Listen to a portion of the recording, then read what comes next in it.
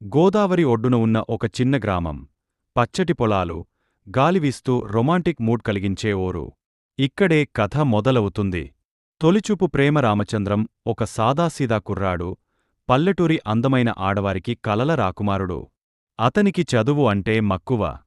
కాని తండ్రి వ్యవసాయం చేయమని కోరుతాడు. ఒకరోజు ఊరికి దగ్గరలోని కోనసీమ కాలేజీలో అడ్మిషన్ తీసుకోవడానికి వెళ్ళినప్పుడు అతను అక్కడ సీత అనే అమ్మాయిని చూసి మోహించిపోతాడు. ఆమె చిరునవ్వు చూడగానే అతని గుండె తొందరపడుతుంది. సీత తెలివైన అమ్మాయి, డాక్టర్ కావాలని కలలు కంటుంది. మొదట రాము తను పట్టించుకోవడం లేదు అనుకుంటాడు. కాని రోజులు గడిచేకొద్దీ ఇద్దరూ మంచి స్నేహితులైపోతారు. మెల్లగా ఈ స్నేహం ప్రేమగా మారుతుంది. ఒకరోజు సీతకు హైదరాబాద్లో మెడికల్ సీట్ వస్తుంది.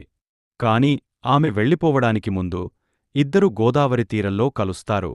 నీవు ఎక్కడ ఉన్నా నా ప్రేమ ఎప్పటికీ మారదు అని రాము చెబుతాడు. కాని ప్రేమకు పరీక్షలు ఉంటాయి. సీత కుటుంబం వివాహానికి ఒప్పుకోదు. ఎందుకంటే రాము వ్యవసాయ కుటుంబం. ఆమెను బలవంతంగా పెళ్లికి ఒప్పిస్తారు. రాము నిరుత్సాహపడకుండా పెద్దగా చదివి ఐఏఎస్ ఆఫీసర్ అవుతాడు.